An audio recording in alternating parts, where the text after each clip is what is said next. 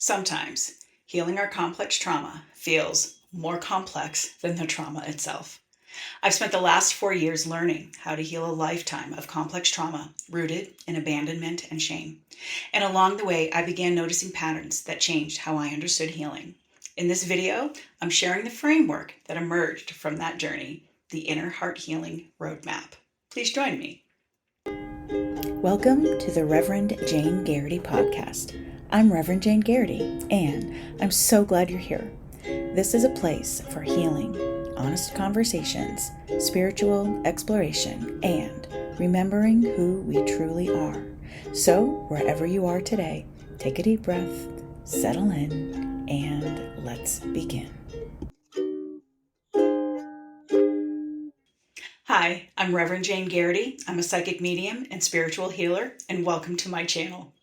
I've spent the last few years on a deep psychic healing journey from complex trauma.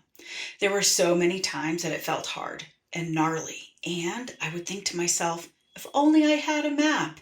So I decided to create one. The truth about complex trauma is that healing can feel just as complex as the trauma itself, and it's normal to feel defeated along the way, revert back to old patterns. It's all part of the process. So I built this roadmap based upon my personal experience while spiritually healing my complex trauma, and I identified 3 main energy centers that I call foundation, fundamentals, and freedom. You don't need to be a psychic to heal your trauma. My roadmap is for everyone, and I'm sharing the tools that I've learned through my spiritual and human lens. There are countless pieces to the healing process that must be cultivated simultaneously. What once felt like chaos eventually revealed itself as a pattern. CPTSD is more complex than anyone could possibly know unless they've experienced healing it. For most of us, we are unraveling a lifetime of trauma that began in childhood and then compounded in adulthood through years of unprocessed traumatic events and abuse. For me, I fell into alcohol addiction, which ended up leaving me even more disconnected from myself and not present in the reality of my own life. Healing complex trauma means we are experiencing a multi-layered process of releasing while simultaneously rebuilding as we go. Think of this analogy. Imagine ourselves as a giant 3D puzzle with multiple layers of dynamic sections in each layer. We're removing pieces that aren't ours or don't fit, and we're rearranging the ones that do.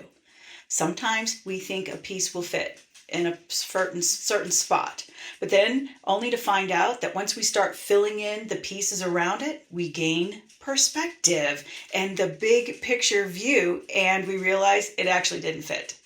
And if that isn't challenging enough, we have no box cover to this puzzle as a visual aid to help guide us. And that is what it feels like to release old identities rooted in trauma and shame and abandonment while reconnecting with our personal truth.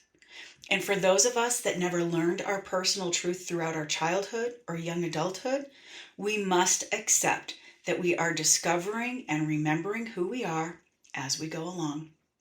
Through my psychic awakening and my practice of awareness, I began noticing patterns.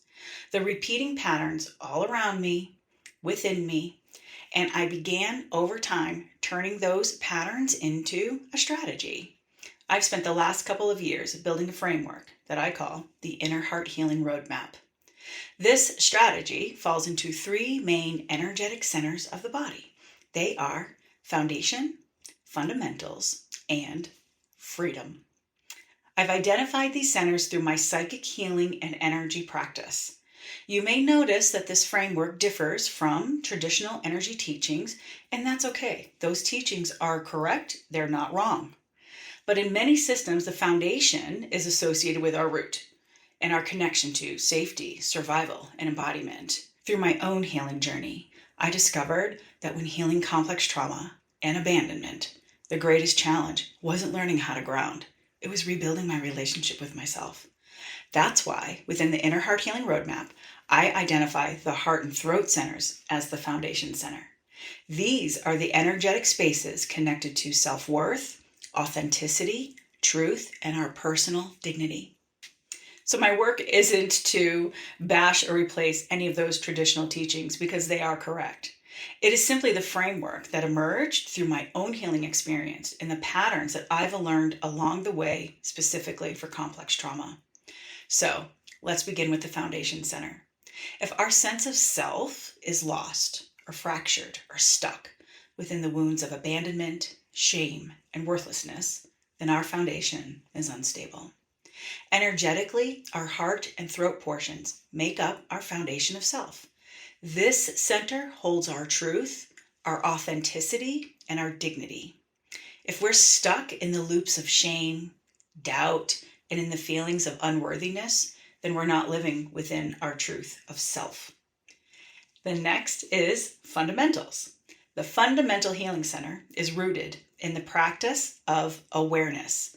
In order to be able to heal and change our foundation of self, it's through our center of awareness. Energetically, our fundamental center of awareness resides within our head space and our crown. This practice is essential to develop becoming consciously aware in the present moment, which enables seeing pattern recognition and then healing through visualization and meditation. This awareness allows us to receive our intuitive downloads, connect with our intuition and spiritual self, and is an essential piece of understanding our purpose, which is what drives us throughout our lives. And third, the Freedom Center. This center is about releasing energy, particularly the unprocessed grief that sits within our lower energy system. Releasing this emotional grief gives us the space to ground within our bodies. This is where grief from our traumas have gotten stuck. It's time to learn how to release the stuck energy that keeps us in the state of anxiety, survival, and emotional dysregulation. Healing this center is the path to grounding ourselves, achieving emotional liberation and inner freedom. Processing our grief is an unavoidable part of the journey.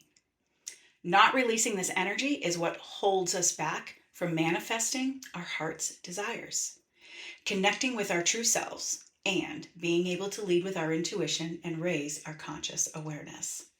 The only way to heal our complex trauma is from the inside out. It's a solo journey of self-discovery through remembrance, which is a practice that fosters progress over time. The first step, it takes some courage. There's fear. I know, it's scary. We have been avoiding our pain for decades. But then the next steps, we just need a little tenacity, meaning we just want to keep going, don't stop. And then we just have some good old-fashioned gumption, which helps us to have self-leadership and lead the way within our own journey.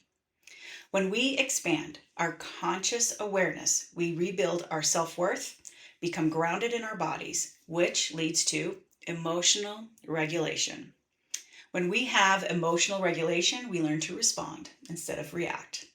This practice helps us cultivate the self-worth, the self-respect, and the self-love needed to detach from codependent behaviors, breaking limiting patterns, and begin releasing old karmic cycles. But eventually, we reach a place where we must face a deeper truth about the human existence itself.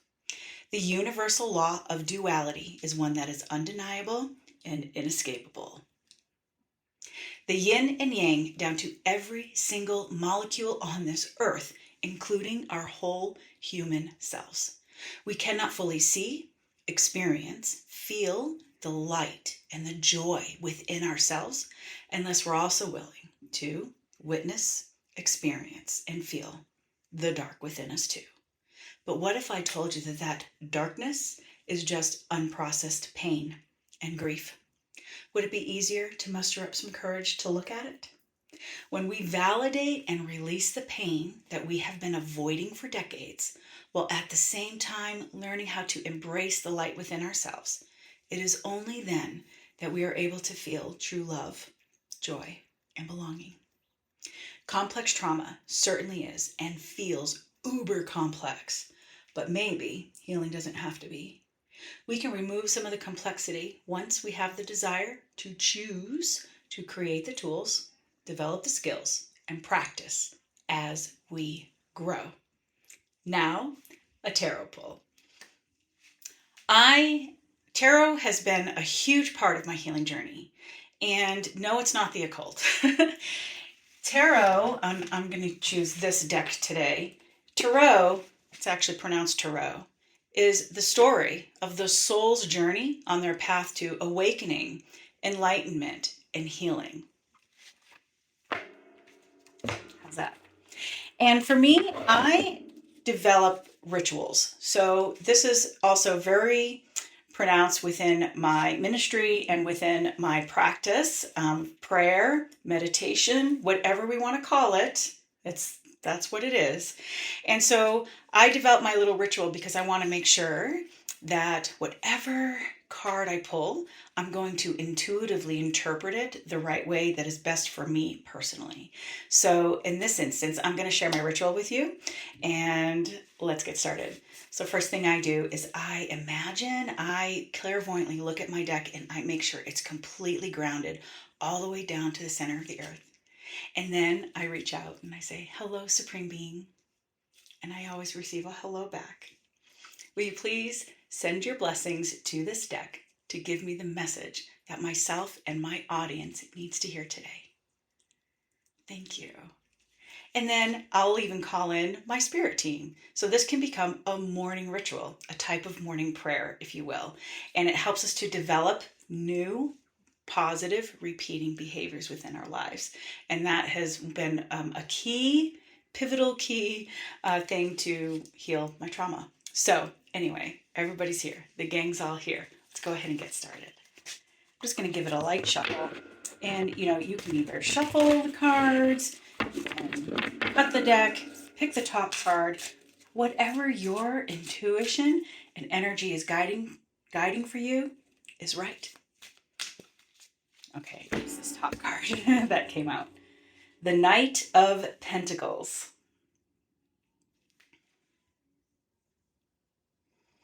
All right, so I'm going to look at this card and energy message clairvoyantly, and then we will read the book because that's how we learn.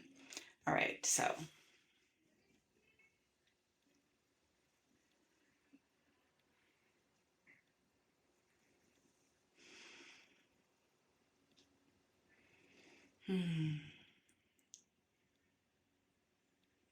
what I'm seeing is this woman who is stationed on this horse. She is the knight. And the Knight of Pentacles is about earth. And what she's showing me is really about messaging, bringing gifts and messages from Spirit and from Mama Earth. And the messages that I'm seeing are really about learning how to ground and cultivate, plant seeds. And what she's showing me is that she's finally she's at a place where she has been nurturing and tending her own garden, her own projects, her own drive and purpose.